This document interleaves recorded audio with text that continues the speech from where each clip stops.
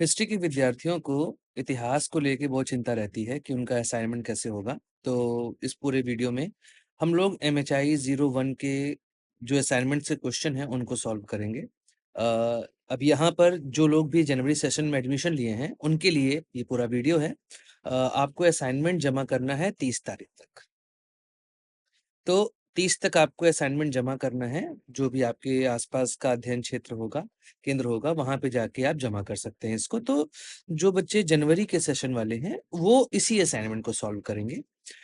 यहाँ पर जिस तरीके से आंसर लिखना है, वो मैं आपको पूरा बता देता हूँ। आप चाहें तो कॉपी पेस्ट कर सकते हैं, चाहे आप यहाँ पर अपने अकॉर्डिंग कुछ और एस्पेक्ट्स ऐड कर सकते हैं। तो जो हमारा यहाँ पे है उसमें स्टार्टिंग में अब आपको जैसे सॉल्व करना है ना, तो सत्रीय कार्यों में क्या होता है, 2 भाग में इसको डिवाइड करते हैं। भाग क रहता है और भाग ख रहता है। अब आपको क्या करना है कि 5 क्वेश्चन इसमें से सॉल्व करने रहते हैं। तो चाहे आप 3 यहाँ से लेके 2 यहाँ से लेके कर दें, चाहे आप 2 यहाँ से लेके और 3 यहाँ पे कर दें। मतलब आपको 2 मिनिमम करना है किसी भी एक सेगमेंट से, और जो बाकी बचा तीसरा है वहाँ से आपको 3 क्वेश्चन यहाँ पे कर देने हैं। तो मैं क्या करूँगा, मैं आपको भाग का पाँचों क्वेश्चन करवा दूँगा और भाग ख में भी पाँचों क्वेश्चन करवा दूँगा। आप डिसाइड कर लीजिए किसमें आपको 3 किसमें आपको 2 करना है। मैं यहाँ पे कोई ऐसा नहीं कि 5 क्वेश्चन ही करवाऊँगा। जितने भी क्वेश्चंस हैं सबको मैं यहाँ पे सॉल्व करवा दूँगा, जिससे कि क्या होता है, कई बार प्रॉब्लम ये आती है कि असाइनमेंट्स को लेके मान लीजिए एक ही सेंटर के 2 बच्चे मेरा वीडियो देख रहे हैं। दोनों ने सेम क्वेश्चन जमा कर दिया, सेम आंसर लिख के जमा कर दिया, देन वो थोड़ी-सी प्रॉब्लम आ सकती है वहाँ पर। कई बार दिक्कतें हो जाती हैं, तो हम उस दिक्कतों से बचे रहें इसीलिए मैं सारे क्वेश्चन करवा दूँगा। एक वीडियो में ये 5 क्वेश्चन्स रहेंगे, एक वीडियो में ये 5 क्वेश्चन्स रहेंगे, जिससे कि you can easily submit your assignment. तो आज जो हम लोग शुरू करने वाले हैं उसमें ये 5 आंसर आपके पास रहेंगे। इसमें हम लोग 2 कर देंगे, होमोनिड कर लेंगे और कीलाक्षर साहित्य कर लेंगे, ठीक है? तो ये हमारे 5 क्वेश्चन्स यहाँ पर रहने वाले हैं। चलिए शुरू करते हैं ये वाला अपना 5 क्वेश्चन, देन अगले वीडियो में हम लोग भाग ख में आएँगे और यहाँ पर ये 5 क्वेश्चन्स हम लोग कर लेंगे। तो हमारा पहला क्वेश्चन जो है वो है, पुरापाषाण युग के औजार अपरिवर्ती नवपाषाण युग के औजारों से किस प्रकार भिन्न थे? तो अब जैसे आपको पता है कि हिस्ट्री को हम लोग डिवाइड करते हैं।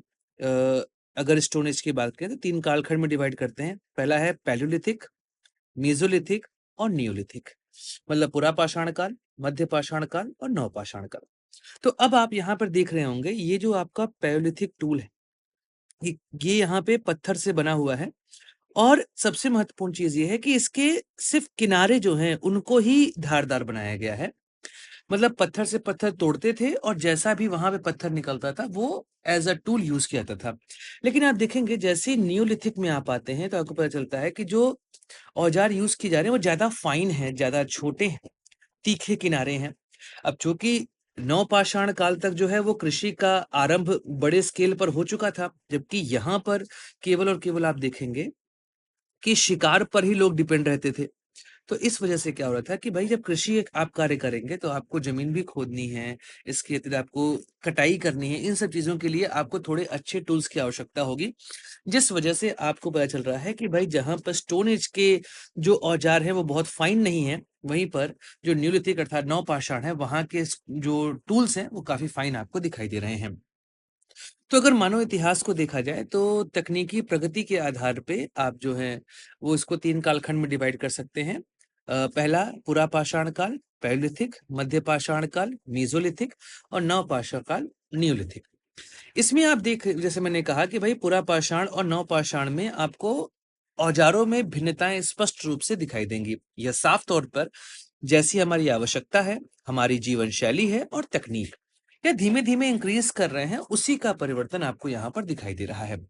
जैसे हम लोग पहले बात कर रहे हैं कि भाई निर्माण तकनीक में क्या अंतर है, जो मैन्युफैक्चरिंग है उसमें क्या डिफरेंस आ रहा है।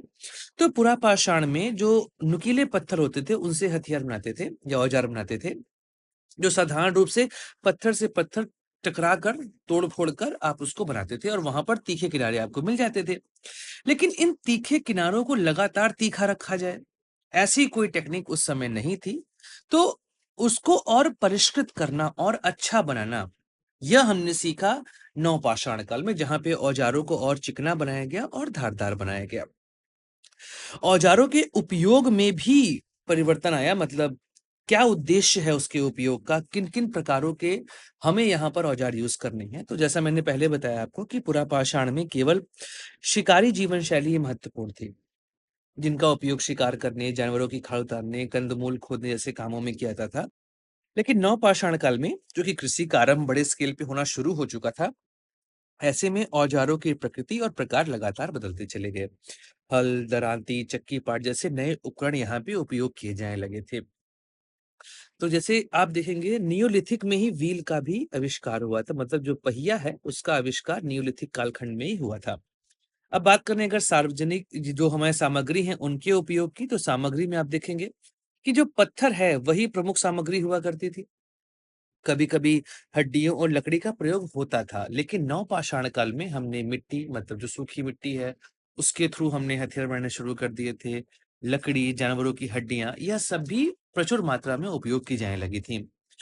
अगर हम सांस्कृतिक प्रभाव देखें औजारों पर, तो हमें पता चलता है कि भाई जो पुरापाषाण काल है, वहाँ पर केवल घुमंतु संस्कृति नोमैडिज़्म था, मतलब एक स्थान से दूसरे स्थान गए, कोई सेटल्ड सिविलाइजेशन नहीं थी। लेकिन नवपाषाण आते-आते स्थायी बस्तियां बननी शुरू हो गई थी। इस वजह से औजारों के प्रयोग में कंटिन्यूटी आपको दिखाई देगी, निरंतरता आपको दिखाई देगी।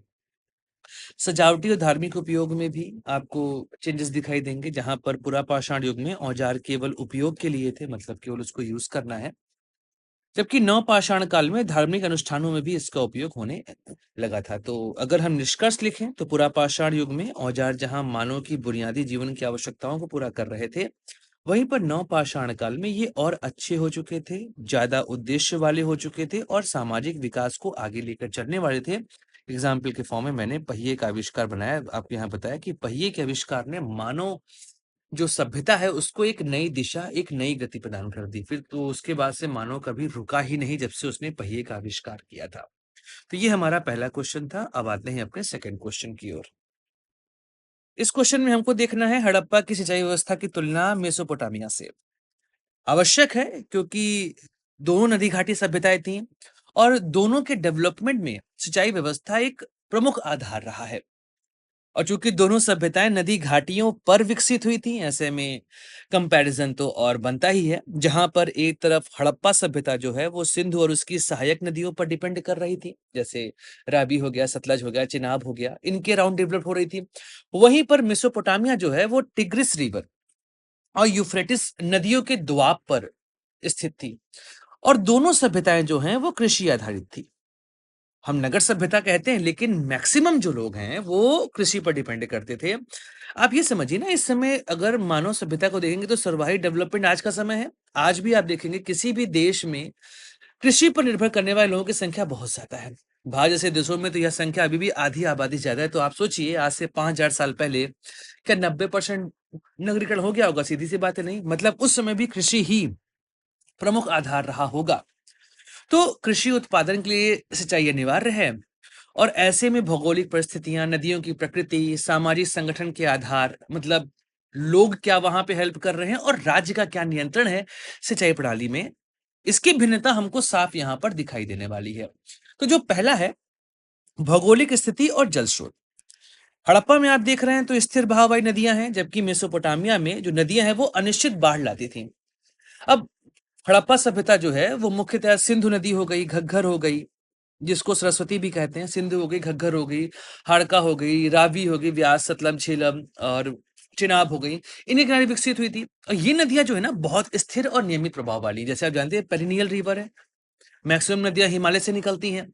ऐसे कंडीशन में लगातार प्रवाह बना रहता था। इस वजह से इनका जो जल है वो प्राकृतिक रूप से कृषि के लिए पर्याप्त होता है। और ऊपर से जो भारत का उत्तर क्षेत्र है वहां पर मानसून का प्रभाव आपको देखने को मिलेगा, तो मानसून आधारित वर्षा भी कृषि को सहारा देती थी। वहीं पर मेसोपोटामिया की आप बात करेंगे तो मेसोपोटामिया में टिग्रिस हो गई, यूफ्रेटिस नदियां जो हो गई, इनमें बाढ़ बहुत आती थी और यह बाढ़ अनियमित भी होती थी, प्रबल और विनाशकारी होती थी। अब चूंकि आप ईरान के आसपास का क्षेत्र देखेंगे, ईरान इराक के बीच का क्षेत्र देखेंगे, तो वहां पर वर्षा अल्प होती, दैट्स व्हाई वहां पे डेजर्ट है, जलवायु शुष्क है। इस कारण किसी को सुरक्षित करने के लिए आपको कृत्रिम व्यवस्था अपनानी ही पड़ेगी। अगर आप कृत्रिम व्यवस्था अपनाएंगे नहीं तो फिर सीधे तौर पर आप वहां पे कृषि अच्छे से नहीं कर सकते। तो पहली चीज तो ये हो गई कि भौगोलिक स्थिति और जल स्रोत, इस पर भी निर्भरता बहुत ज्यादा होती। अगली बात करते हैं सिंचाई तकनीक की, जहाँ पर आप हड़प्पा में देखेंगे कुआँ बहुत होता था आपको मोहनजोदड़ो, और हड़प्पा में कुओं की व्यवस्था दिखाई दी जाएगी। नालियाँ ऐसी बहुत बनी थी वहाँ पे, इन नालियों के सहारे, और चूँकि नदी किनारे डेवलप थे, ऐसे में प्राकृतिक जलाशयों का प्रयोग होता था। जबकि मेसोपोटामिया जो कि अनियमित थी, बाढ़ आती थी, ऐसे में आपको नहरों की आवश्यकता पड़ेगी, तटबंध की आवश्यकता पड़ेगी, बांध की आवश्यकता पड़ेगी, और इन सभी के माध्यम से वहां पर सिंचाई होती थी। तो हड़प्पा में बड़े पैमानों पे आपको कृत्रिम नहरें और नालों के साक्ष्य नहीं मिलेंगे। यहाँ पर प्राकृतिक जलाशोत ज्यादा मिलने वाले हैं आपको। बस्तियों के समीप ही कुएं, जलाशय और छोटे नाले बनाए जाते थे, जैसे कि मोहनजोदड़ो और हड़प्पा। जैसा मैंने आपको बताया, वहां पे कुएं बहुत मिलते थे, जल निकासी की अच्छी व्यवस्था आपको वहां मिलती थी। लेकिन मेसोपोटामिया, जो कारण मैंने आपको कहा कि नदियां अनियमित थी, इसलिए विशाल नहरें, बांध, जल विभाजक, कृत्रिम जलाशय, ये सब मिलेंगे। किसानों के खेत तक पानी पहुंचाने के लिए जो सामुदायिक प्रयास है, जो सोशल वहां पे एफर्ट है, वो बहुत दिखाई जाता है। इस वजह से वहां की जो सरकारें होती थी, वो बड़ी सिंचाई योजनाएं चलाती थी। तो नहर प्रणाली वहां पर बहुत प्रमुख थी। तो याद रखिएगा, नहर सिस्टम जो है आपको मेसोपोटामिया में मिलेगा, और हड़प्पा में आपको सिस्टम नहीं मिलने वाला। अब अगला देखते हैं जल निकासी और नगर योजना। अब आपको पता ही, जैसे भाई सबसे ज्यादा जो फेमस था हड़प्पा का, वो यही है कि वहां पे जल निकासी, मतलब पहले रोड और नालियां बनती थी, उसके बाद घर बना करते थे। तो जो जल निकासी वह उत्तम थी। गंदा पानी जो है वो ढकी हुई नालियों से निकलता है, जबकि मेसोपोटामिया में ऐसी कोई व्यवस्था आपको देखने को नहीं मिल जाएगी। अगर हम प्रशासनिक भूमिका की बात करें, तो प्रशासनिक भूमिका जहां पर आपको हड़प्पा में विकेंद्रीकृत दिखाई देगी, मतलब वहां पे राज्य का नियंत्रण बहुत नहीं है। लेकिन मेसोपोटामिया में राज्य और मंदिरों का नियंत्रण था वहां की सिंचाई व्यवस्था में। तो हड़प्पा में सिंचाई प्रणाली जो है वो विकेंद्रीकृत थी।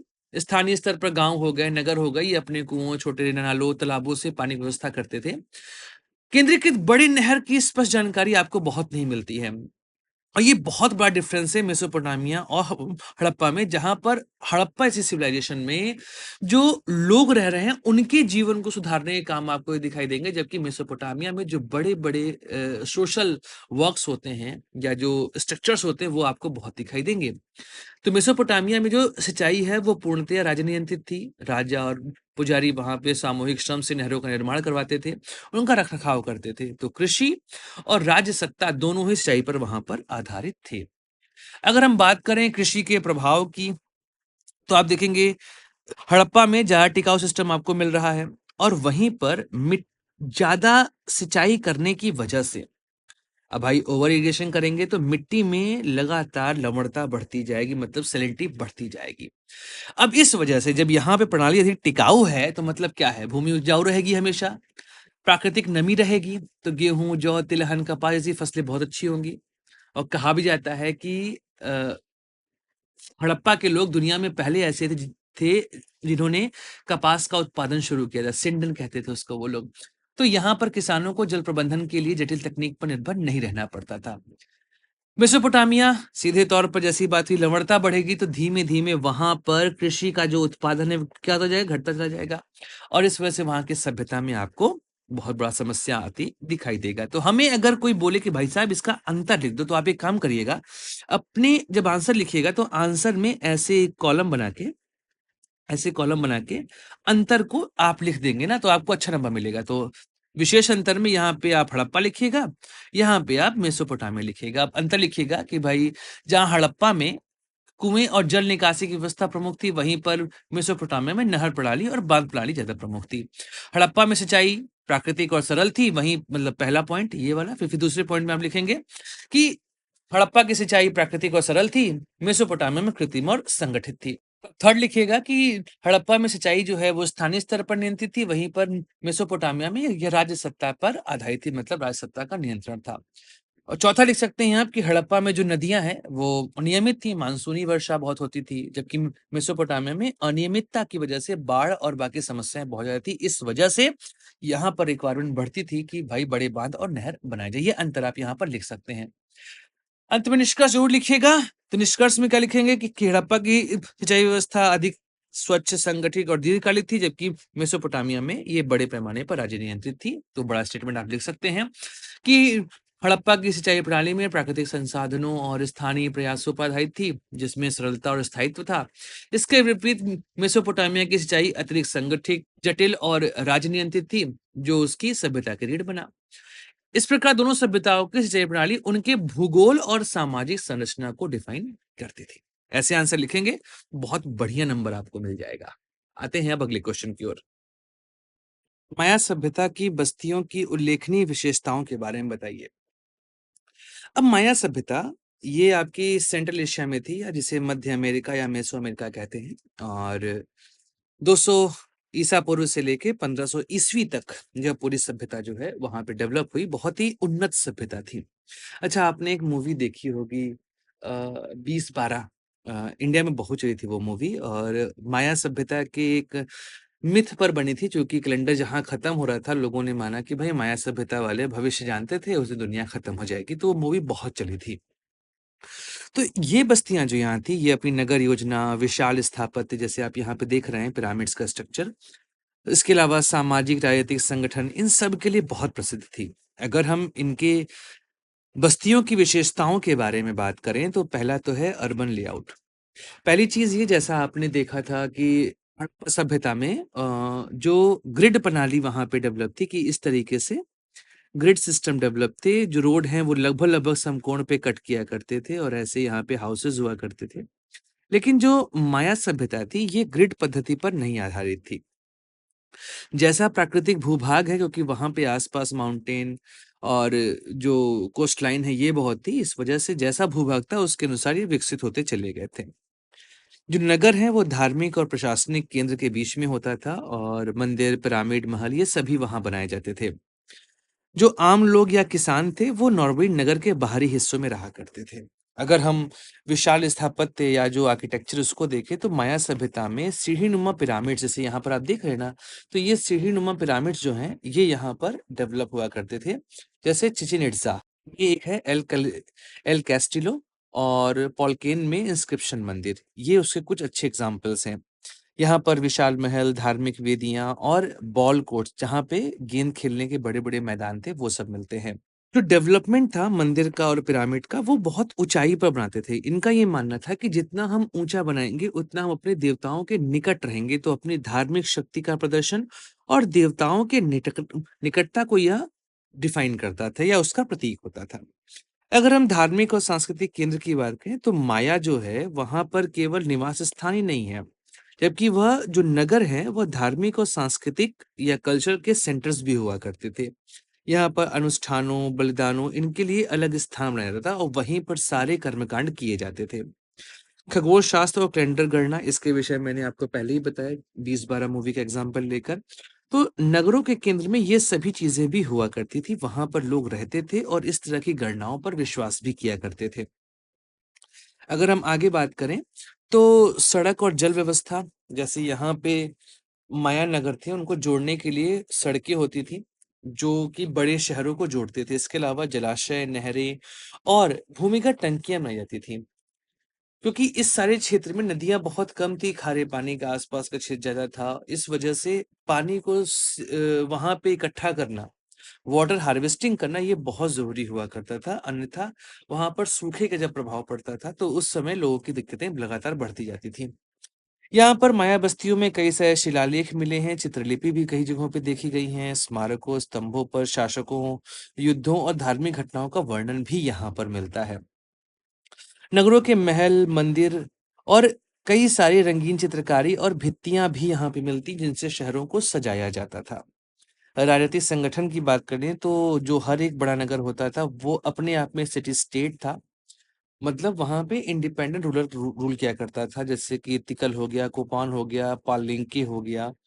और इन सब नगरों के बीच में बहुत बार युद्ध होता था, इनके बीच में संधियां होती थी, गठबंधन होते थे, और इस वजह से माया सभ्यता जो है वो लगभग 3000 साल तक अपने अस्तित्व में रही। फिर माना जाता है उसके बाद जिस तरह के वहां पे क्लाइमेटिक चेंज हुए, अर्थक्वेक आए, जिस वजह से वह सभ्यता का विनाश होता चला गया। निष्कर्ष देखा जाए तो माया सभ्यता में बस्तियां केवल रहने की जगह नहीं थी, वह धार्मिक, राजनीतिक, सांस्कृतिक जीवन का केंद्र भी हुआ करती थी। पिरामिड नुमा स्ट्रक्चर्स मिलते हैं, उन्नत जल प्रबंधन, अनूठी कला और नगर राज्य व्यवस्था इन्हें प्राचीन सभ्यताओं में एक महत्वपूर्ण स्थान दिलाती हैं। तो ऐसे आंसर लिखेंगे तो आपको अच्छे नंबर अवश्य मिल जाएंगे। अगला क्वेश्चन है हमारा, फारसी साम्राज्य में सिक्कों का मानकीकरण, स्टैंडर्डाइजेशन ऑफ कॉइन। जैसे आप यहाँ पे देख रहे हैं ना, स्टैंडर्डाइजेशन ऑफ कॉइन, यहाँ पर आप राजा के हाथ में भाला देख रहे होंगे और ये चांदी का सिक्का है। तो ऐसे में सोने का सिक्का भी चला करता था। तो चांदी और सोने के सिक्कों के माध्यम से जो पर्शियन एम्पायर था वो धीमे धीमे अपनी अपने प्रभुत्व को बढ़ाते जा रहा था। जनरली जो चांदी के सिक्के हुआ करते थे वो लोकल ट्रेड में यूज होते थे, और जो सोने के सिक्के होते थे वो साम्राज्यों के बीच में, मतलब एक साम्राज्य से दूसरे साम्राज्य के बीच में ट्रेड होने में उपयोग किया जाता था। क्योंकि जिस समय पर्शियन एम्पायर डेवलप कर रहा था उस समय दुनिया के अन्य कोनों में भी कई और साम्राज्य भी डेवलप होते जा रहे थे। इस वजह से तो सिक्कों का मानकीकरण किया गया, व्यापार उसकी वजह से धीमे धीमे बढ़ने लगा। और आप ये मान के चलिए कि जो पर्शियन एम्पायर था इसने दुनिया में पहली बार एक मानक मुद्रा को शुरू किया और उसका एक स्टैंडर्डाइजेशन का जो कॉन्सेप्ट है उसको डेवलप किया, और अपने आप में यह अभूतपूर्व प्रगति थी, क्योंकि इसके पहले ऐसा कोई सिस्टम नहीं बना था। उस समय बार्टर सिस्टम ही मेन हुआ करता था। लेकिन दारा फर्स्ट, जो कि सबसे महान राजा माना जाता है पर्शियन एम्पायर का, उसने यह पूरी प्रक्रिया शुरू की थी चांदी और सोने के सिक्के के रूप में। एक को दारिक और एक को सेगलोस कहा जाता था। अब कैसे आप आंसर लिखेंगे, क्या क्या इसमें इंपॉर्टेंट पॉइंट है, चलिए इसको भी डिस्कस कर लेते हैं। बेसिकली फारसी या अकेमेनिड साम्राज्य जो है वो 6th सेंचुरी से 4th सेंचुरी बीसी के बीच डेवलप हुआ था एशिया माइनर और उसके आसपास के क्षेत्र में। एशिया माइनर का मतलब होता है कि जहां पर यूरोप और एशिया मीट कर रहे हैं, टर्की के आसपास, वो जो पूरा क्षेत्र है इसको हम लोग एशिया माइनर कहते हैं। इसमें आपका तुर्की हो गया, ग्रीस, लेबनान, सीरिया, मिस्र, ये सब उसके अंतर्गत आते हैं। तो जो एशिया का पश्चिम क्षेत्र है, तो वहां पर जो एरिया उसको एशिया माइनर कहते हैं। यहां से जो पूरा डेवलपमेंट है, मतलब एशिया माइनर से लेकर यहां पे आप मानिए कि ये आपका अफ्रीका हो गया, ये आपका टर्की का एरिया हो गया, यहां से लेकर ये आपका इंडिया का क्षेत्र हो गया, ये जो पूरा क्षेत्र है यहां तक, ये आपका कंप्लीट पर्शियन एम्पायर का इन्फ्लुएंशियल एरिया हुआ करता था। तो सिंधु घाटी तक यह पूरा क्षेत्र फैला हुआ था। इतना बड़ा क्षेत्र था जहां पे एडमिनिस्ट्रेशन और इकोनॉमिक यूनिटी बनाए रखने के लिए रिक्वायरमेंट पड़ी कि भाई सिक्के होने चाहिए और सिक्कों का स्टैंडर्डाइजेशन किया जाना चाहिए। इसके लिए दारा फर्स्ट, जो कि सबसे बड़ा किंग था, उसका सबसे महान किंग था, उसने यह पूरी प्रक्रिया वहां पर शुरू करी। इस पूरे सुधार को कहते हैं सिक्कों का मानकीकरण या स्टैंडर्डाइजेशन ऑफ कॉइन। अब आवश्यकता क्यों पड़ी और प्रचलन कैसे शुरू हुआ? जो स्टार्टिंग का समय था पर्शियन एम्पायर का, साइरस के समय का, उस समय जो है वस्तु विनिमय या बार्टर सिस्टम हुआ करता था, या जो लोकल छोटे-छोटे धातु होते थे उनके टुकड़ों से लोकल ट्रेड हुआ करता था। लेकिन धीमे-धीमे साम्राज्य बढ़ना शुरू हुआ, और साम्राज्य बढ़ने की वजह से कई सारी संस्कृतियां इसमें जुड़ने लगीं, कई तरह की भाषाएं आने लगीं। ऐसे में वस्तु विनिमय हो गया या स्थानीय धातु के टुकड़े हो गए, ये अब कैपेबल नहीं रहे ट्रेड को आगे ले जाने के लिए। तो व्यापार को अगर बढ़ाना है, टैक्सेशन को ठीक करना है, एडमिनिस्ट्रेशन को बढ़िया करना है, तो इसलिए अब रिक्वायरमेंट है कि भाई हमें एक रूप और मानक मुद्रा की जरूरत पड़ेगी। अगर स्टैंडर्डाइजेशन यहाँ पर नहीं किया गया और एक स्टैंडर्ड कॉइन डेवलप नहीं किया गया तो फिर तो प्रॉब्लम शुरू हो जाएगी। इसलिए दारा फर्स्ट ने पहली बार स्टैंडर्डाइजेशन जो है वो शुरू कर दिया। उन्होंने दो तरह के सिक्के चलाए, एक दारिक जिसको सोने का सिक्का कहा गया, सेगलो जो कि चांदी का था। जो दारिक था उसका वजन 8.4 ग्राम हुआ करता था, और ये जो स्टेट लेवल पे ट्रेड है वहां पर इसका यूज करते थे। इसके अलावा जो हाई वैल्यू के लेन देन है या टैक्सेशन है वहां पर इस सिक्के का उपयोग करते थे। लेकिन सेगलोस की बात की जाए तो जो छोटे स्थानीय ट्रेड थे उसमें इनका उपयोग ज्यादा किया जाता था। तो ऐसे में सोने और चांदी ने जो आर्थिक है या जो वहां के इकोनॉमिक सिस्टम है उसमें जो ट्रेडिंग है उसको बहुत ही ईजी कर दिया था। अब मानकीकरण और नियंत्रण, अब जो कि फर्जी सिक्के बनाना बहुत आसान काम था, जैसे कि आपको पता ही है मोहम्मद बिन तुगलक के समय जो कांड हुआ था कि जहां पर कोई भी सिक्का छाप रहा था, तो ऐसे में स्टैंडर्डाइजेशन करना जरूरी होता और उसको जो हमें कंट्रोल करना जरूरी है, अदरवाइज इतने ज्यादा सिक्के बन जाएंगे कि जो सरकार है वो बैंकरप्ट हो जाएगी। तो इसका वजन धातु की शुद्धता या वहाँ की सरकार जो सेंटर है मतलब दारा का जो अपना कंट्रोल है उसके अकॉर्डिंग हुआ करता था। इसमें फ़ारसी राजा की छवि अंकित होती थी। जैसे यहाँ पे आपको दिखा रहा हूँ कि फ़ारसी राजा की छवि यहाँ पे अंकित है। उसके हाथ में धनुष या भाला हुआ करता था। जैसे आप यहाँ पे देख रहे हैं ना, ये भाला देखिए, इसके हाथ में भाला जो है वो है।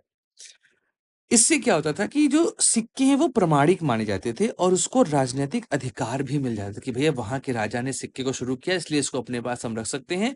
समय आने पर बदल के हम इसके बदले सामान ले सकते हैं। तो ऐसे में जो इस मानकीकरण ने क्या कर दिया कि एक आर्थिक ढांचा डेवलप कर दिया था पूरे पर्शियन एम्पायर में। इसकी वजह से व्यापार और प्रशासन पर भी काफ़ी इफ़ेक्ट देखने को मिला, जैसे कि जब स्टैंडर्डाइज़ेशन हो गया तो साम्राज्य के भीतर और चाहे बाहर व्यापार करना आसान हो गया। जो बाहर के राज्य थे जैसे यूनान हो गया, मिस्र हो गया, भारत हो गया, यहाँ तक फ़ारसी सिक्के जो हैं वो मान्य हुआ करते थे। टैक्सेशन आसान हो गया, पहले सामान लिया जाता था, लेकिन बाद में सिक्के लेने जाने लगे। उसके अलावा सैनिकों का वेतन भी सीधे इन सिक्कों की वजह से होने लगा और ऐसे में एडमिनिस्ट्रेटिव बेटरमेंट हमको देखी गई, वहाँ पे प्रशासनिक कार्यकुशलता जो है वो बढ़ गई। व्यापारियों और स्थानीय बाज़ारों में अनिश्चितता कम हुई कि भाई ऐसा तो है नहीं कि सामान ज़्यादा हो गए तो वैल्यू गिर जाएगी, नहीं, सोने की वैल्यू बढ़ी हुई है। तो इस वजह से आर्थिक गतिविधियाँ भी तेज़ होने लगीं और फ़ारसी साम्राज्य जो है वो विश्व व्यापार में एक ऐसा सेंटर बन गया था जो कि मानकी के सिक्का बनाया था और अलग-अलग संस्कृतियाँ इन सिक्कों को स्वीकार कर रही थी। तो एक तरह का वो हब बन गया था, इकोनॉमिकल हब बन गया था, जो डेवलपमेंट हमको दिखा भी बाद में पर्शिया में। तो अगर ऐतिहासिक महत्व देखा जाए तो भाई पहला सुसंगठित मौद्रिक तंत्र माना जाता है जो दारा ने शुरू किया। बाद में यूनानियों ने, बाद उसके बाद अलेक्जेंडर ने और इंडिया में भी इस सिस्टम को धीमे-धीमे डेवलप किया गया। पंचमार्ग कॉइन का एग्जांपल आपके पास पता है और जब हिंद यूनानी सभ्यता शुरू हुई फर्स्ट सेंचुरी एडी के आसपास तो वहाँ पर भी सोने के सिक्के आए, कुषाण और फिर गुप्त वंश तक तो आपको पता ही है। तो ऐसे में वित्तीय एकता और व्यापारिक नेटवर्क को स्थापित करने की नींव जो है, इस पूरी प्रक्रिया ने रखी थी। अगर हम निष्कर्ष में पहुँचे, तो निष्कर्ष में आप इन सारी बातों को लिख दीजिएगा कि भई सिक्के का मानकीकरण की वजह से प्रशासन बढ़िया हुआ, व्यापार अच्छा हुआ, टैक्सेशन बढ़िया हुआ और सोने और चांदी इन दोनों सिक्कों ने राज्य की आर्थिक शक्ति और राजनैतिक वैधता इन दोनों को और बढ़ाया, उनके प्रतीक बन गए। और यहाँ की अर्थव्यवस्था दुनिया के लिए एक मानक बने थे और आगे चल के दुनिया की अन्य सभ्यताओं ने भी इस पूरे सिस्टम को अपने यहाँ पे अडॉप्ट किया था। तो अगला हमारा जो टॉपिक है वो है होमिनिड्स का। तो मानव विज्ञान अर्थात एंथ्रोपोलॉजी या पैलियोंटोलॉजी में हम उन प्राणियों के लिए यूज़ करते हैं जो कि मानव जाति या उसके निकटतम संबंधियों से जुड़े होते हैं। वैज्ञानिक इस शब्द का प्रयोग उन सभी प्राइमेट्स के लिए करते हैं जो कि होमोनिडाए कुल के अंतर्गत आते हैं। जैसे वर्तमान समय में होमो सेपियंस हो गए, इसके अलावा हमारे निकटतम संबंधी चिंपैंजी, गोरिल्ला, ओरंगुटैन। आप ये मान के चलिए डीएनए में मात्र 0.5% का अंतर है हमारे और चिंपैंजी, गोरिल्ला और ओरंगुटैन में। तो नॉर्मली जो है वो होमोनिड शब्द जो है उसकी उत्पत्ति मानी जाती है कि भाई होमो मतलब होता है मनुष्य और वैसी सभी प्रजातियां जो कि मानव वंश से जुड़ी हुई हैं, उन सबको होमोनिड्स के अंतर्गत रखा जाता है। कई बार इनको ग्रेट एप्स और मनुष्य के अंतर्गत भी माना जाता है। अगर इनकी शारीरिक विशेषताओं की बात की जाए, जैसे आप यहाँ पे देख रहे हैं ना, यहाँ से शुरू होकर हम यहाँ तक पहुंचे। बीच में कई सारे और ग्रुप बड़े, प्राइमेट्स हो गया, होमोनिड्स हो गए, होमोनाइड्स हो गया, होमिनिन्स हो गया और सेपियंस हो गया। वर्तमान समय में होमो सेपियंस सेपियंस जो है वो चल रहा है। अगर इनके शारीरिक विशेषताओं की बात की जाए तो द्विपद चाल मतलब 2 पैरों से चलने की कला, यह पहली बार इसमें शुरू हुई। उसके अलावा मस्तिष्क का विकास हुआ कि अन्य प्राइमेट्स की तुलना में होमिनिड्स का ब्रेन बड़ा होता गया और कॉम्प्लेक्स होता गया। इस वजह से ये नई-नई संरचनाएँ कर पाए। हाथों का उपयोग करना शुरू किया, भाई 2 पैरों पे चलना शुरू किया, 2 हाथ जो हैं वो खाली थे, इनका उपयोग करना शुरू कर दिया जिसकी वजह से उन्होंने वस्तुओं को पकड़ना शुरू किया, औजार बनाने की क्षमता यहीं से इनके पास आई। जबड़ों और दाँतों में भी परिवर्तन होने लगा कि इनकी भोजन और जीवन शैली बदलने लगी। ऐसे में इनके दाँत और जबड़े जो हैं, वो धीमे-धीमे अपना आकार बदलते गए और छोटे और विकसित हो गए। मतलब अब आप चीरने-फाड़ने के लिए इन दाँतों के उपयोग के साथ-साथ आप फल-सब्जियाँ भी इसे चबा सकते थे। कुछ प्रमुख जातियाँ हैं जैसे कि ऑस्ट्रेलोपिथेकस, ये लगभग 40 लाख वर्ष पूर्व जीते थे, प्रारंभिक मानव आप इनको कह सकते हैं। द्विपद थे लेकिन अभी भी अपने हाथों का उपयोग पेड़ों पे चढ़ने की कला के रूप में कर सकते थे। होमो हैबिलिस ये लगभग 20 लाख वर्ष पूर्व थे। हैंडी मानव हाथों का उपयोग करते थे। पुरापाषाण काल के दौरान पत्थरों से औजार बनाने में इनके हाथों का उपयोग होता था।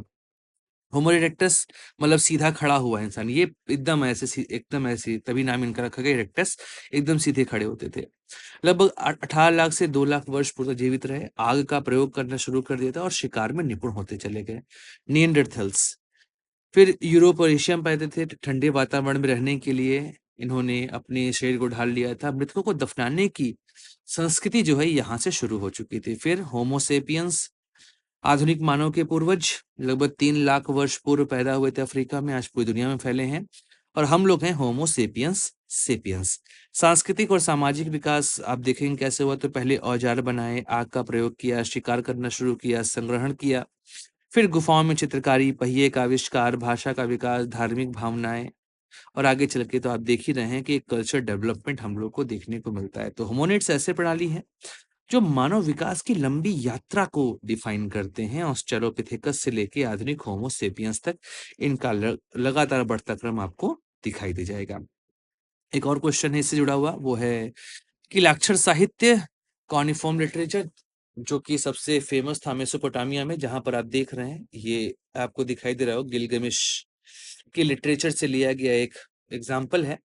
गिलगमेश की कथाएं काफी प्रचलित रही हैं। तो सुमेरियन हो गया, कादी हो गया, बेबीलोनियन हो गया, सीरियन हो गया, इन सभी सभ्यताओं में कीलाक्षर या कील जैसी जो स्क्रिप्ट है उसका यूज किया गया था। तो सबसे प्राचीन लेखनों में इनका उपयोग मतलब आप इनको मान सकते हैं। इनका विकास लगभग 3300 ईसा पूर्व में मेसोपोटामिया जो रिवर है वहां पे टिग्रिस रिवर उसके अराउंड डेवलप हुआ था। कील जैसा इसका आकार है, कॉनिकल है, इस वजह से इसको कीलाक्षर कहा गया। ठीक है, और ये गीली मिट्टी पर तख्तियों पर कील से चिन्ह बनाए जाते थे। मैंने आपको बताया कि सुमेरियन, अक्कादी, बेबीलोनियन, असीरियन इन सभी सभ्यताओं ने इस तरह की लिखावट पद्धति का यूज किया था। और जो साहित्य हमको यहाँ से मिले इनको हम लोग कीलाक्षर साहित्य कहते हैं। उत्पत्ति और विकास की अगर बात की जाए तो शुरुआत में इसका उपयोग व्यापार और करों के अभिलेख को रखने के लिए कि भाई लेजर बनाना है, किससे कितना व्यापार किए हैं, वहां पे उपयोग करते थे। पर आगे चल के धार्मिक, साहित्यिक, प्रशासनिक और वैज्ञानिक लेखन में भी इस स्क्रिप्ट का यूज किया जाना शुरू किया गया। तो आपको इसका एग्जाम्पल अलग अलग भाषाओं में सुमेरियन, अक्कादी, हित्ती में भी आपको देखने को मिल जाएगा। अगर साहित्य के प्रकार देखा जाए तो बहुत आयामी साहित्य की अलग अलग सभ्यताएं इसका उपयोग करती थी। जैसे कि धार्मिक साहित्य में स्रोत, प्रार्थनाएं, देवताओं के गुणगान आपको मिल जाएंगे। महाकाव्य, इसमें गिलगमेश के बारे में मैंने आपको बताया कि उसका महाकाव्य विश्व का पहला महाकाव्य माना जाता है। इसमें वीरता, अमृत की खोज और मानवीय संघर्ष का वर्णन है। कहानी साहित्य में आप देखेंगे कोड ऑफ हम्बुराबी, ये सबसे प्रसिद्ध कानूनी ग्रंथ है जिसमें समाज और राज्य कैसे काम करते हैं, उनके नियम क्या है, इन सबको वहां पे इकट्ठा किया गया है। वैज्ञानिक गणितीय साहित्य में देखेंगे तो खगोल शास्त्र, ज्यामिति, चिकित्सा संबंधी ग्रंथ भी आपको इस स्क्रिप्ट में मिल जाएंगे। ऐतिहासिक लेखों में भी राजाओं की विजयों, निर्माण कार्यों और प्रशासनिक आदेशों का उल्लेख आपको मिलेगा। लोक कथाएं और ज्ञान साहित्य में भी आपको कई सारी कहावतें, सूक्तियां, शिक्षाप्रद कथाएं भी इसमें मिल जाएंगी। लेकिन सबसे प्रमुख है वो है गिलगमेश महाकाव्य, सर्वोच्च उपलब्धि माना जाता है इस साहित्य का। ये उरुक एक नगर है, वहां के राजा थे गिलगमेश। उनके साथ ही एनकिदु की रोमांचक यात्राओं का इसमें पूरा वर्णन है। प्रलय कथा, आप ये मान के चलिए हर तरह की जितनी भी धर्म है सब में आपको ऐसी कहानी मिलेगी। जैसे कि बाइबल में नोआ की कहानी, या फिर हिंदू धर्म में आप प्रलय वाली कहानी जहाँ पे भगवान विष्णु के मत्स्य अवतार होते हैं, वो सारी कहानियां आपको मिलेंगी। हर धर्म में ऐसी कहानियां आपको मिल जाती है। इस महाकाव्य में मानवीय भावनाओं, मृत्यु और अमृत्यु की खोज को इम्पोर्टेंस दी गई या उस पर बेस्ड है। महत्व आप देख लेंगे तो धार्मिक मान्यताओं, राजनीतिक संगठन और सामाजिक संरचना की जानकारी इसमें मिल जाती है। यह साहित्य जो है वो पहला बौद्धिक साहित्य धरोहर माना जाता है और बाद की सभ्यताओं में इस साहित्य का बहुत प्रभाव था। या उस समय की कल्चरली जो स्मृति है, हमको जो याद है, उन सभी का एक महत्वपूर्ण हिस्सा है। तो कीलाक्षर साहित्य जो है वो मेसोपोटामिया ही नहीं, पूरे मानव इतिहास के साहित्य परंपरा का एक प्रमुख अध्याय है। और इसमें कई सारे एग्जाम्पल्स जो मैंने आपको बताए थे, इन सबको मिलाकर आप जब आंसर लिखेंगे तो बहुत अच्छा आंसर आपका तैयार हो जाएगा। ये हमारा पार्ट 1 खत्म हुआ। आप इसमें से कोई भी 2 या 3 आंसर लिख लीजिएगा बाकी जो है वो हम लोग अगले वीडियो में देखेंगे, जो पार्ट बी है, और वहाँ के भी सारे क्वेश्चन हम लोग सॉल्व कर लेंगे। उम्मीद करता हूँ कि आपको ये पूरा वीडियो बहुत अच्छा लगा होगा। लाइक शेयर सब्सक्राइब कर लीजिएगा, और अगले वीडियो में डिस्कस करेंगे हम लोग पार्ट बी को। तो जनवरी सेशन के असाइनमेंट की चर्चा हम लोग कर रहे थे। पिछले वीडियो में हम लोगों ने पार्ट ए कंप्लीट किया था MHI 01 का, और आज हम लोग स्टार्ट करेंगे MHI 01 का ही जो बी सेगमेंट है। तो उसमें चलते हैं हम लोग पार्ट बी। हाँ, ये रहा हमारा। ये देखिए, ये मैंने पहले करवा दिया था। इसको आप लोग वीडियो जरूर देख लीजिएगा, लिंक मैं डिस्क्रिप्शन में आपको दे दूंगा।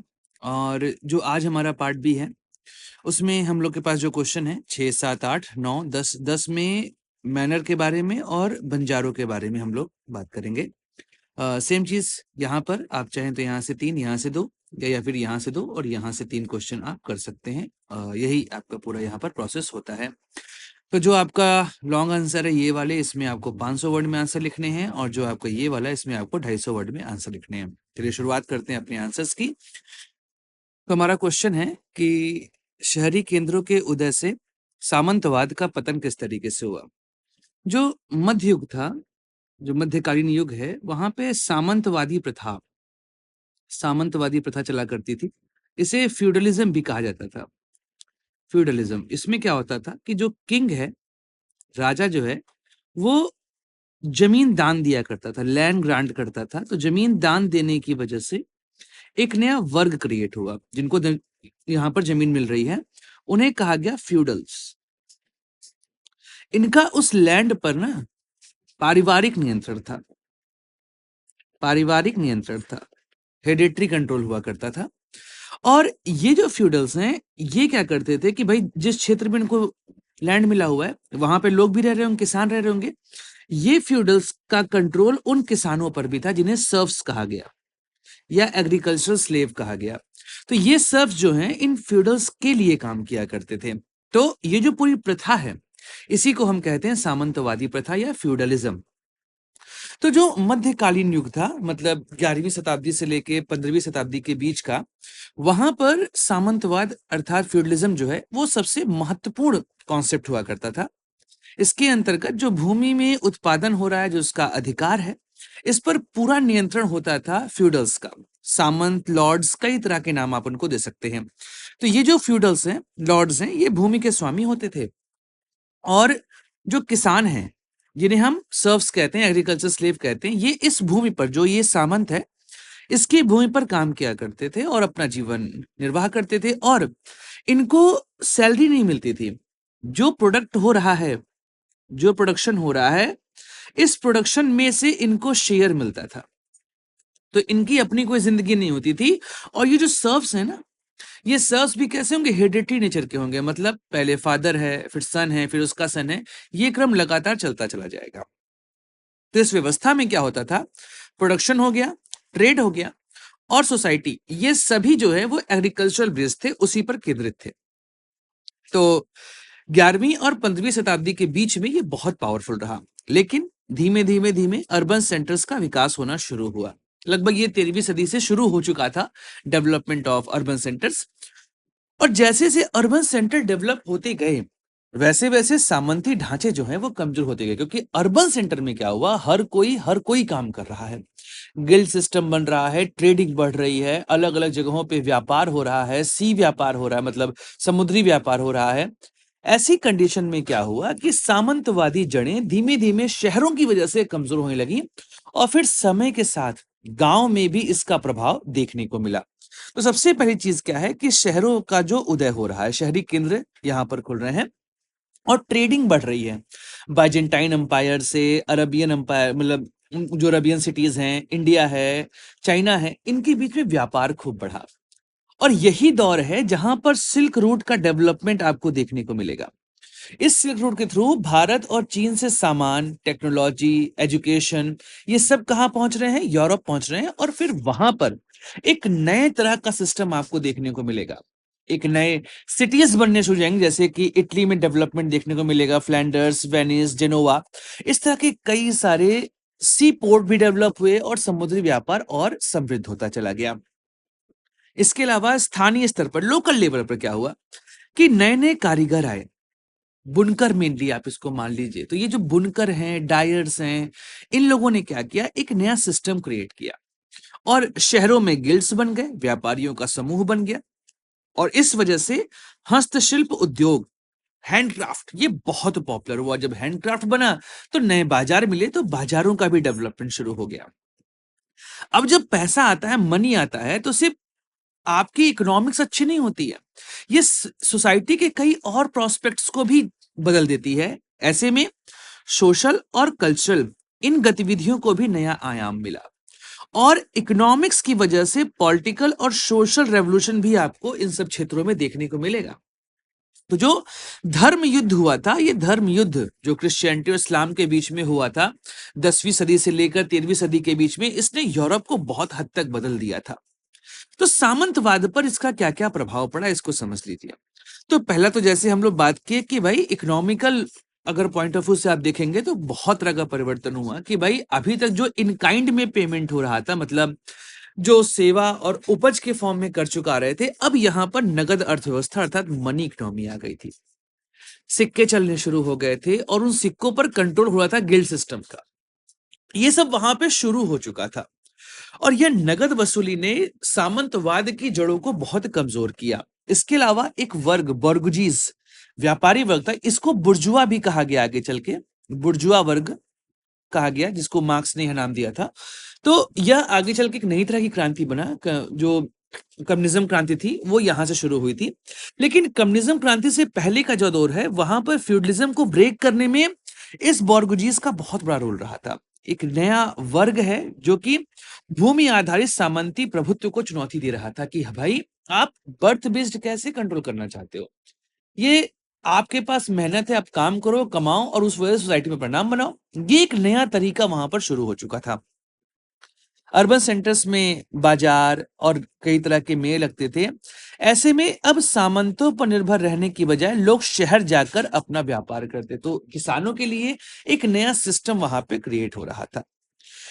अगर हम सोशल बात करें यहाँ पर पॉइंट ऑफ व्यू की, तो जैसे मैंने कहा कि अगर इकोनॉमिक्स अच्छी होती है तो आपको पॉलिटिकल और सोशल राइट्स भी मिल जाते हैं। तो पॉलिटिकल राइट में सबसे महत्वपूर्ण था वो थी लिबर्टी। एक नया कॉन्सेप्ट यहां डेवलप हुआ, लिबरल कॉन्सेप्ट डेवलप हुआ और इसने स्वतंत्रता मतलब कार्य करने की आजादी प्रदान करी। अब जब कार्य करने की आजादी मिली तो ऐसे में जो सामंती बंधन है, जो फ्यूडल कंट्रोल है, उससे फ्रीडम मिल गई। और वहां पर एक कहावत बड़ी फेमस हुई कि नगर की वायु स्वतंत्रता देती है। When you move towards the city it gives you freedom. वो आपको स्वतंत्रता, लिबर्टी प्रोवाइड करती है, काम करने की आजादी देती है, ना कि सामंती व्यवस्था जो कि लगातार कोशिश कर रही है कि आप कैसे भी करके उनके नियंत्रण में रहो। और शहरी जीवन ने एजुकेशन, आर्ट एंड क्राफ्ट, इसके अलावा बौद्धिक गतिविधियां, इन सबको भी आगे बढ़ाया। जब आपकी नॉलेज बढ़ती है तो यही होता है रेनेसां का एज।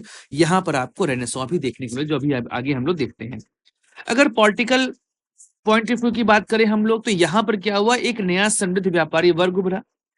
इन्होंने अपना कम्यून बनाया और गिल्ड के माध्यम से एक सेल्फ रूल की बात करी कि भैया स्वशासन होना चाहिए। और यहीं से आप देखेंगे कि धीमे धीमे एक डेमोक्रेटिक बिहेवियर जो है वो शुरू होगा कि राजा से नियंत्रण लेकर अब हमें क्या करना है, अपना शासन डेवलप करना है। तो जॉन लॉक ने यहीं पे द कॉन्सेप्ट ऑफ लिबरलिज्म दिया था और यही कॉन्सेप्ट ऑफ लिबरलिज्म आगे चलकर फ्रेंच रेवोल्यूशन, उसके अलावा स्पेन में जो चेंजेस आए, फिर जर्मनी में चेंजेस आए, ये सब इसी की वजह से आगे बढ़ता चला गया।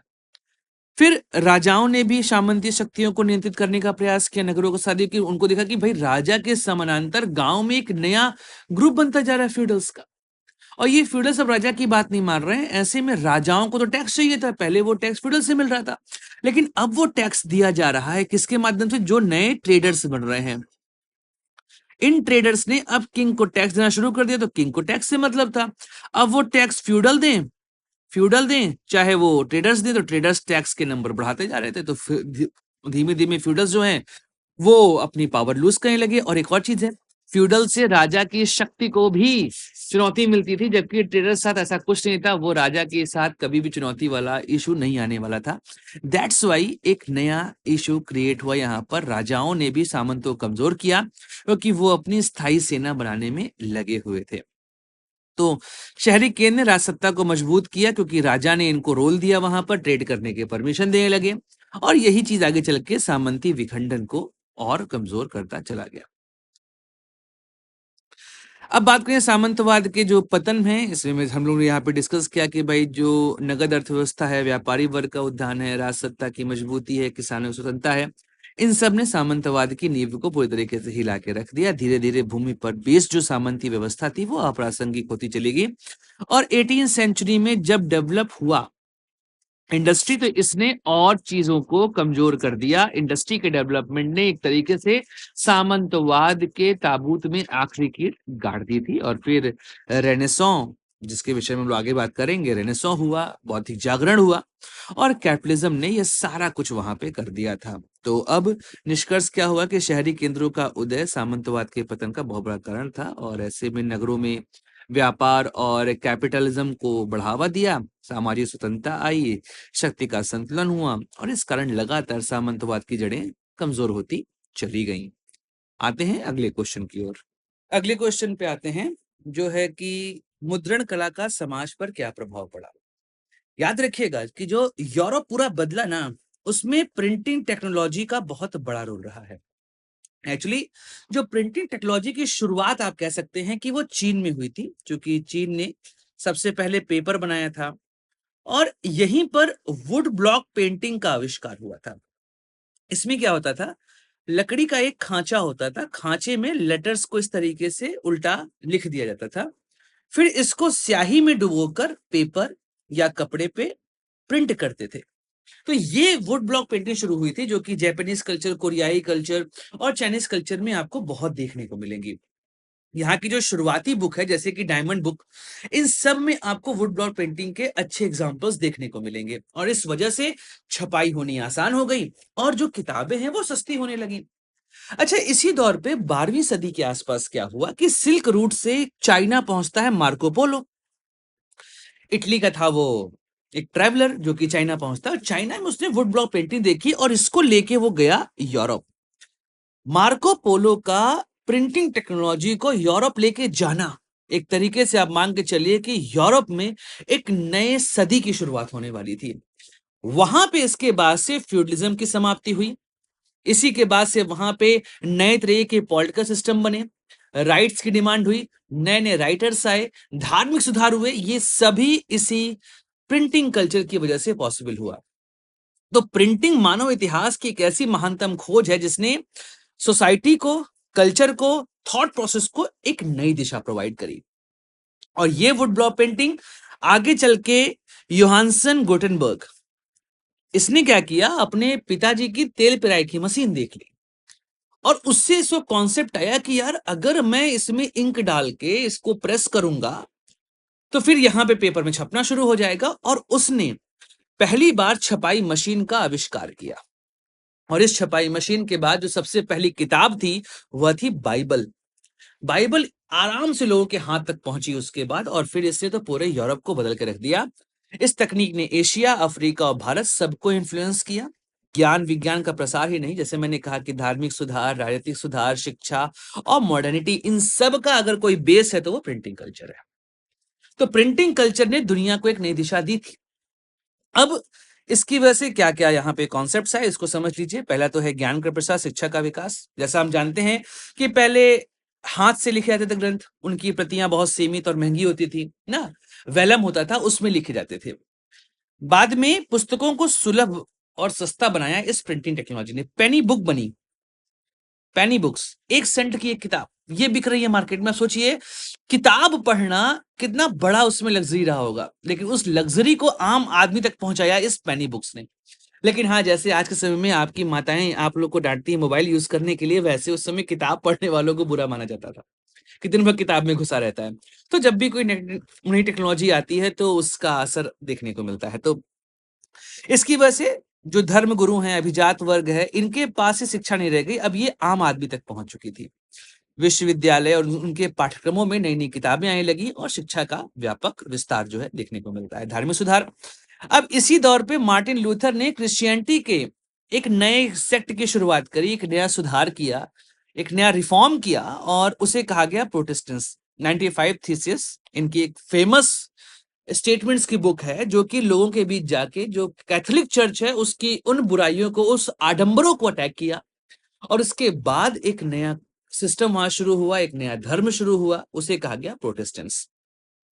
तो बाइबिल का स्थानीय भाषाओं में अनुवाद शुरू हुआ, आम लोग सीधे धार्मिक ग्रंथ पढ़ने लगे, चर्च का एकाधिकार खत्म होना शुरू हुआ, और एक आलोचनात्मक दृष्टि और स्वतंत्र चिंतन जो है वो शुरू हुआ। यही समय है जॉन लॉक का, यही समय है जिस समय मॉन्टेस्क्यू ने गवर्नमेंट की पावर को डिवाइड करने का कॉन्सेप्ट दिया, यही समय है कांट का। इन लोगों ने नए विचार दिए लोगों को, और उसके बाद तो पूरा यूरोप एक नई दिशा में आगे बढ़ता चला गया।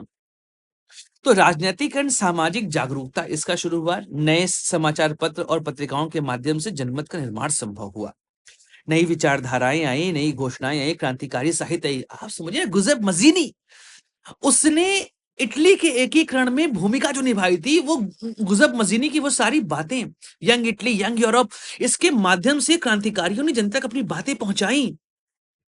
तो ये वो दौर है जहां पे एक नया सिस्टम हमको देखने को मिला, और आप देखेंगे प्रिंटिंग टेक्नोलॉजी जैसे जैसे स्ट्रेंथन होती चलेगी, उसके बाद रेवोल्यूशन का एज शुरू होता है, और आपको फ्रेंच रेवोल्यूशन के फॉर्म में सबसे पहला रेवोल्यूशन देखने को मिलेगा जिसने पूरे यूरोप को असर में डाल दी। मैटरनिक ने एक बात कही थी कि when France sneezes all Europe catches cold.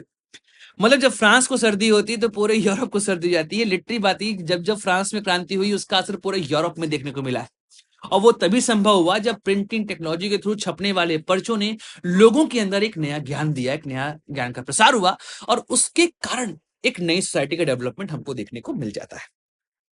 फ्रांसीसी क्रांति, अमेरिकी क्रांति, और कई सारे और डेमोक्रेटिक जो वहां पे रेवोल्यूशंस हुए थे, उसमें प्रिंटिंग टेक्नोलॉजी ने अपना रोल प्ले किया था, और जनता को सोचने के लिए एक नया आयाम मिलना शुरू हो चुका था। वैज्ञानिक दृष्टिकोण की बात करें तो कोपरनिकस, जिन्होंने पहली बार कहा यूरोप में कि ये जियोसेंट्रिक नहीं, हीलियोसेंट्रिक मॉडल है, मतलब sun is a centre of our solar system, और उसके अराउंड सारे प्लैनेट्स घूम रहे हैं।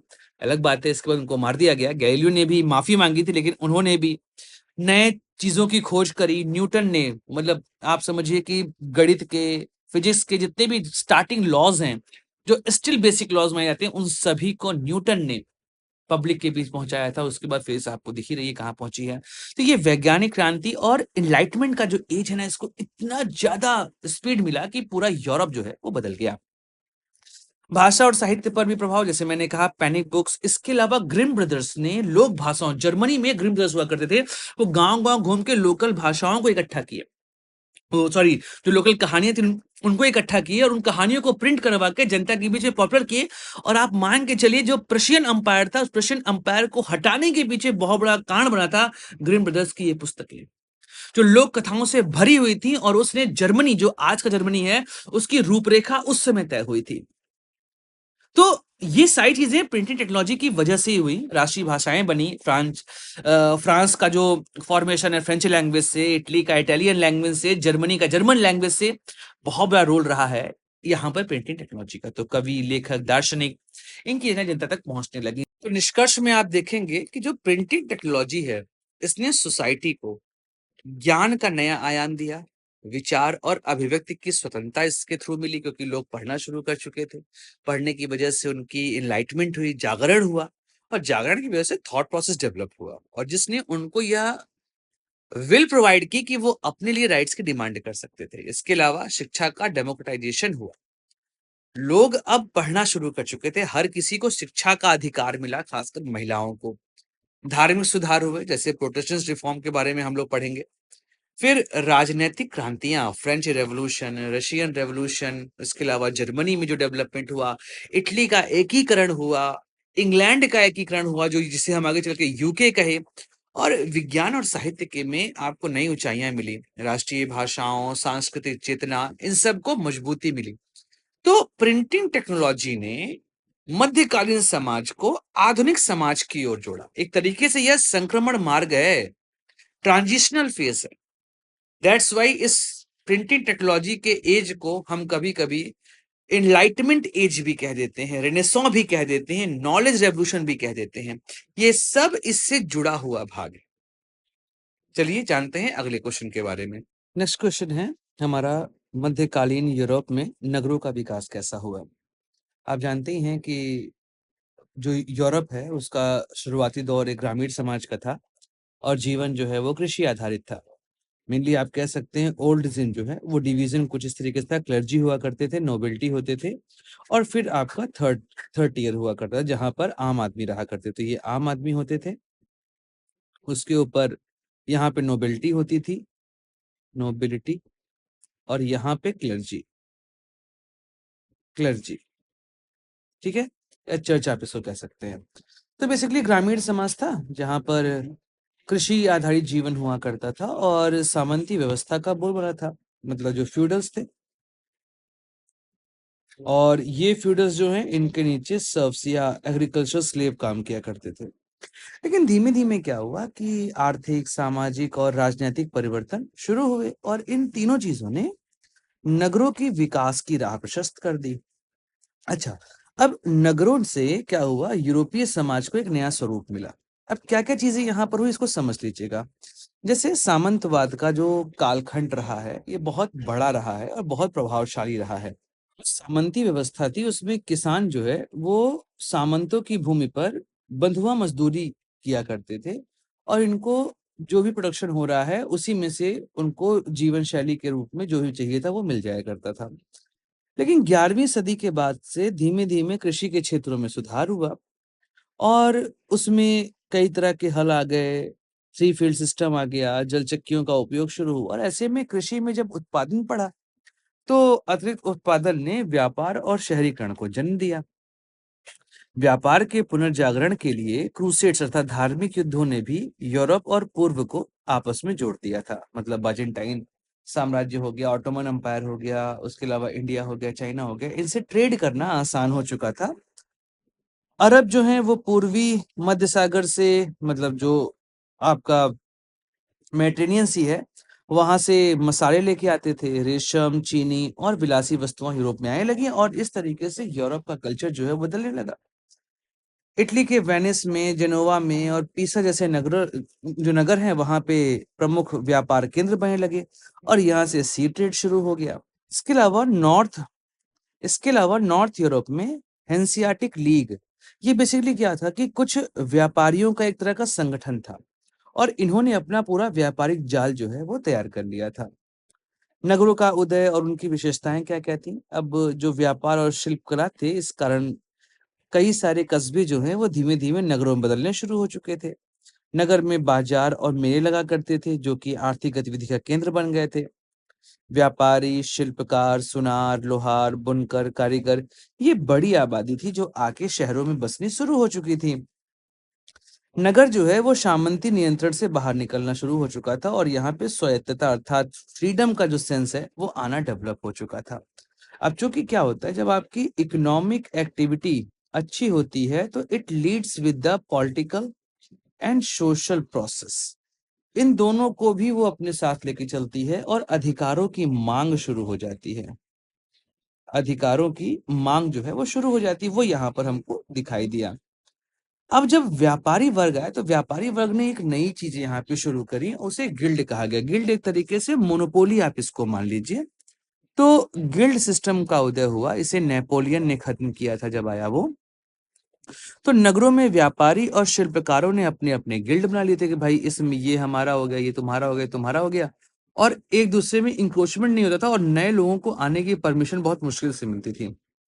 तो गिल्ड करता क्या था कि ये गुणवत्ता पे नियंत्रण रखता था, प्रोडक्ट का उचित मूल्य निर्धारित करता था और जो गिल्ड के मेंबर हैं उनके हितों की रक्षा करता था कि जैसे मैंने कहा ना कि कोई बाहर से आदमी ना आ पाए, उनको कार्य करने की आजादी मिलती रहे, एक तरह का मोनोपोली बनता चला गया। तो गिल्ड ने नगरों में सामाजिक और आर्थिक जीवन में अनुशासन और संगठन को मजबूती दी। ज़ोल्वेरिन नाम से एक संगठन था जो ये काम किया करता था। शिक्षा और संस्कृति का केंद्र क्या था? अब सिर्फ व्यापार ही नहीं, यहाँ पे एजुकेशन भी डेवलप हुआ और बौद्धिक जागरण जो रेनेसां हुआ उसका भी प्रमुख केंद्र जो है वो शहर बन गए थे। 12वीं और 13वीं शताब्दी में पेरिस, बोलोनिया, ऑक्सफोर्ड जैसे नगरों में नए विश्वविद्यालय बनने शुरू हो चुके थे। विश्वविद्यालय बनेंगे तो अलग तरह के कोर्सेज शुरू हो चुके थे। रेनेसां और रिफॉर्मेशन ने बौद्धिक भूमि तैयार कर दी थी और इसने भी मध्य यूरोप को काफी हद तक बदल दिया था। राजनीतिक महत्व की बात करें तो भाई शुरुआती समय में सामंतों का अधिकार था, लेकिन धीमे धीमे सामंतों और राजाओं का अधिकार कम होता गया और वहां पे एक इंडिपेंडेंट सोसाइटी बननी शुरू हुई जो कि डेमोक्रेटिक नेचर की थी। और ये मेनली 17वीं शताब्दी से लेके 19वीं शताब्दी के बीच में यह प्रक्रियाएं बहुत तेजी से चली। और वहां पे आपको जैसे फ्रेंच रेवोल्यूशन के फॉर्म में एक बहुत बड़ा एग्जाम्पल देखने को मिलेगा जो आगे चल के जर्मनी में पहुंचा, इटली में पहुंचा, स्विट्जरलैंड में पहुंचा एंड देन इंग्लैंड में पहुंचा। यहाँ पर आपको चेंजेस होते दिखाई देंगे। नगरों की संपन्नता ने जो सामंत हैं उनकी शक्तियां कम करी और राजाओं का एक नया सिस्टम वहां पे बना।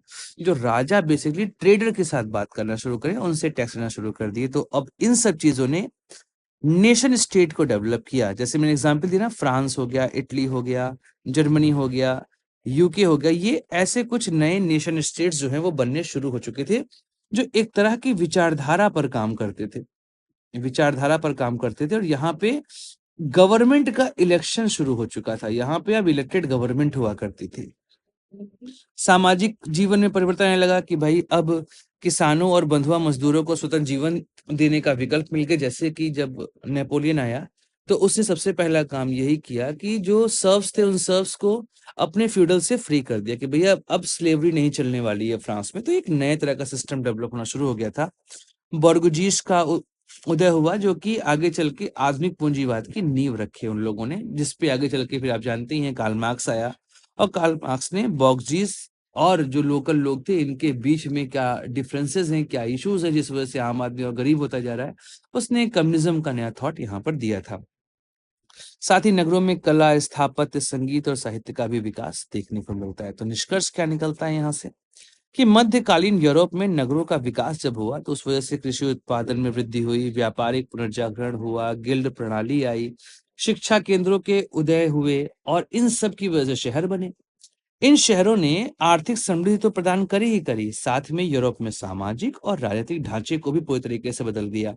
जो किंग होता था वो एब्सोल्यूट होता था। अब किंग के एब्सोल्यूट नेचर को बदल के किंग को कॉन्स्टिट्यूशन के कंट्रोल में ला दिया गया था कि भैया अब किंग जो है वो कॉन्स्टिट्यूशन के कंट्रोल में रहेगा। तो एक तरह की जो कंट्रोलिंग बिहेवियर है वो पार्लियामेंट के पास जा चुकी थी। नगरों का उदय हुआ और सामंतवाद की नींव लगातार कमजोर होती चली गई। तो यूरोप में राष्ट्र राज्य बने, पुनर्जागरण हुआ और एक पूंजीवादी अर्थव्यवस्था जो है वहां पर शुरू हुई। अब आते हैं अगले क्वेश्चन पे। नेक्स्ट क्वेश्चन है हमारा मैनर।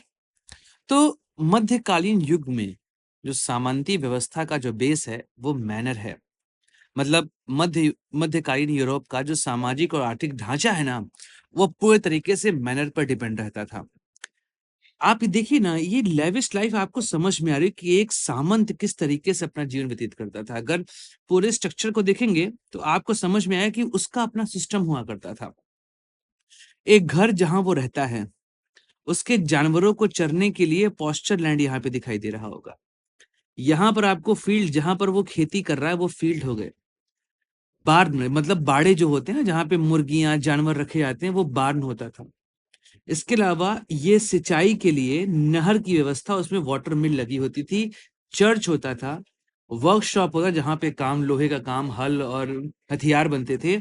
और ये देखिए सर्फ, जहां पर उसके एग्रीकल्चर स्लेव रहते थे। यह पूरी व्यवस्था एक मैनर में होती थी, अपना एक अलग सिस्टम वहां पे क्रिएट होता था। तो आप देखेंगे मैनर हाउस या कैसल तो नहीं बोल सकते हैं लेकिन फिर भी कई लोग कैसल बोलते हैं, इसे आप मैनर हाउस ही कहेंगे। तो मैनर हाउस है, उसके पास अपनी लैंड है, पॉस्चर इन फॉरेस्ट है, गिरजाघर है और किसान और दासों के मकान यहाँ पर है।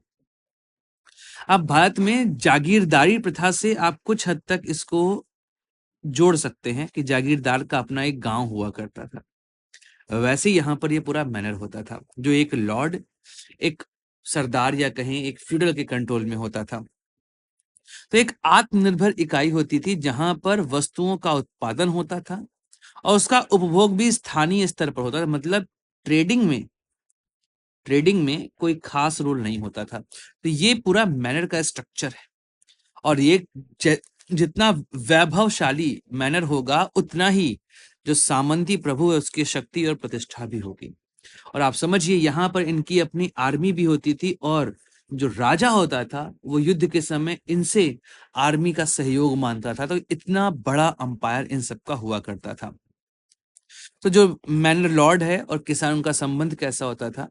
तो जो किसान या सर्फ होते थे, उनका एक ही काम होता था कि वो एग्रीकल्चर स्लेव्स होते थे। उनका एक ही काम है कि वो केवल खेती करेंगे, स्वतंत्र नहीं होंगे, भूमि से बंधे रहेंगे और कभी भी जो लॉर्ड है, फ्यूडल है, उसकी अनुमति के बगैर मैनर छोड़कर नहीं जा सकते थे। इनका जो जो किसान है वो खेती, पशुपालन और अन्य श्रम करते थे। उनको उनके उपज का एक हिस्सा जो वहां से मिल रहा है उसको टैक्स के फॉर्म में देना होता था और लेबर सर्विस भी लॉर्ड को देनी पड़ती थी। जो लॉर्ड है वो किसानों को रहने के लिए जमीन देता था और बाहरी आक्रमण से सुरक्षा प्रदान करता था। आर्थिक विशेषताओं की बात करें तो मैनर एक आत्मनिर्भर इकाई हुआ करता था। जैसे मैंने यहाँ बताया ना कि एग्रीकल्चर लैंड भी अवेलेबल है, इसके अलावा आप वर्कशॉप देख रहे हैं, पॉस्चर लैंड और फॉरेस्ट देख रहे हैं, ये सब यहाँ पर होते थे। तो अब बात क्या है कि भाई एक आर्थिक इकाई के रूप में इंडिपेंडेंट था। अनाज, सब्जियां, फल, लकड़ी, दूध आदि का उत्पादन होता था और घर के अंदर ही, मतलब जो मैनर है उसके अंदर ही पूरी जितनी भी रिक्वायरमेंट है वो फुलफिल हो जाती थी। व्यापार बहुत सीमित था और बाहर से वस्तुओं को लगभग नहीं के बराबर लाया जाता था। अगर सामाजिक और न्यायिक भूमिका देखी जाए तो जो भाई लॉर्ड है वो केवल इकोनॉमिक ही नहीं, वही न्यायाधीश भी है, वही प्रशासक भी है, मतलब जज भी वही है और एडमिनिस्ट्रेटर भी वही है। स्थानीय विवादों का निपटारा करता था, टैक्स कलेक्ट करता था, सैनिकों की सेवा तक भी लेता था। मतलब ये खुद की आर्मी बना देता था ना, अपनी आर्मी बनती थी इसकी। तो मैनर जो है एक आर्थिक इकाई ही नहीं थी, एक सामाजिक और प्रशासनिक इकाई भी हुआ करता था। अगर यहाँ पे फार्मर्स की, फार्मर नहीं कहेंगे आप, बेसिकली इनको सर्व्स ही कहिए या पीजेंट्स कह लीजिए। जो सर्व्स हैं ये क्या करते थे कि भाई किसानों की जो स्थिति है उतनी अच्छी तो होगी नहीं, भारी परिश्रम करना पड़ता था और अधिकांश समय निर्धरता से उनका जीवन बीतता था। लॉर्ड के कृपा पर वो जिंदा रहते थे। उनको केवल भोजन और रहने की भूमि दे दी जाती थी, लेकिन टैक्स कलेक्शन बहुत ज्यादा हुआ करता था।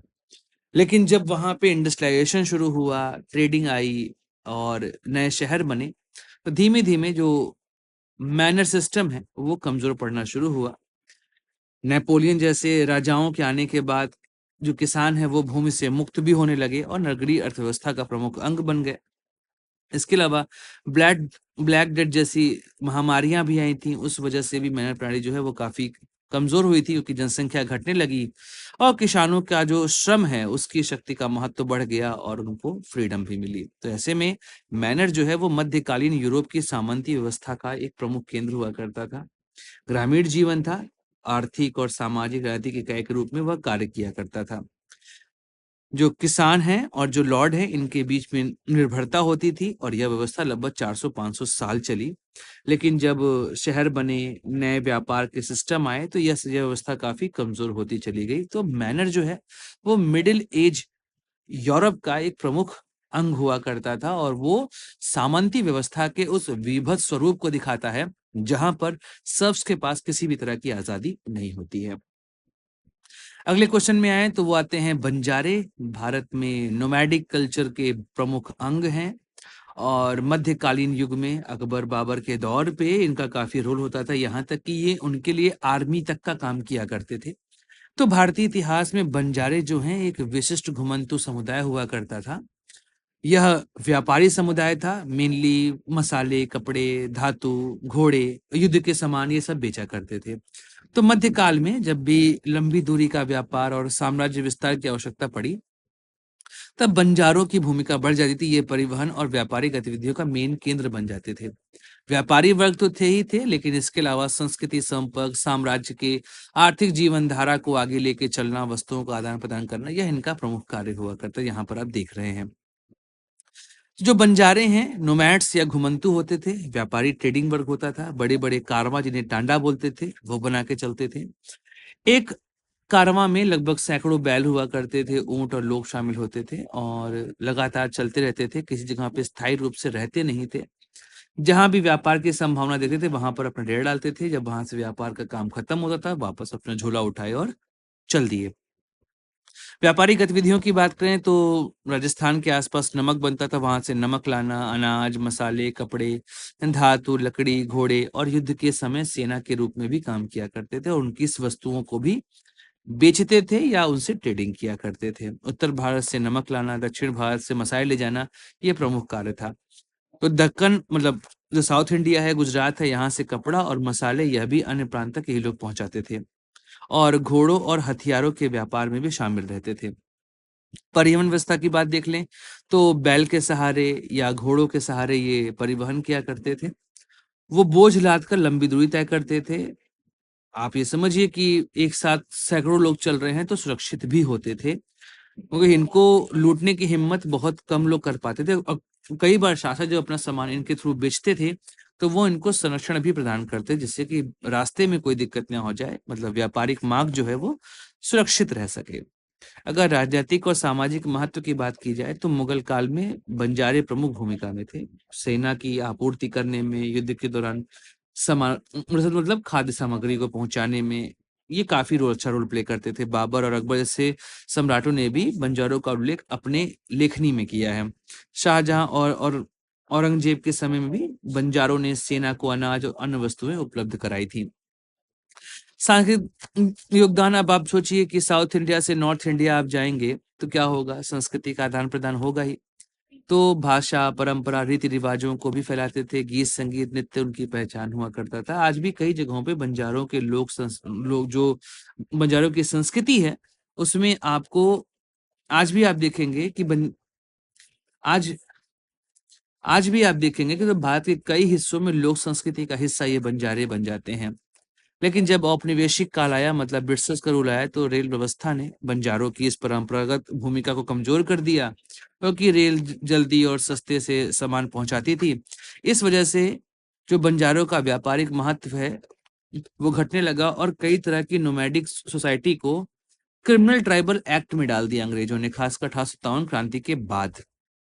इस वजह से उनका जीवन और कठिन बन चुका था।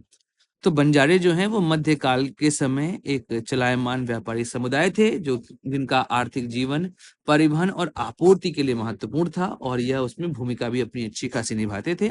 संस्कृति के आदान प्रदान में भी इनका रोल था, समाज में विविधता लेकर आते थे, लेकिन औपनिवेशिक नीतियों के कारण इनका अस्तित्व धीमे धीमे कम होने लगा और आज के समय में एक सेटल्ड सिविलाइजेशन के फॉर्म में ये लोग काम करते हैं।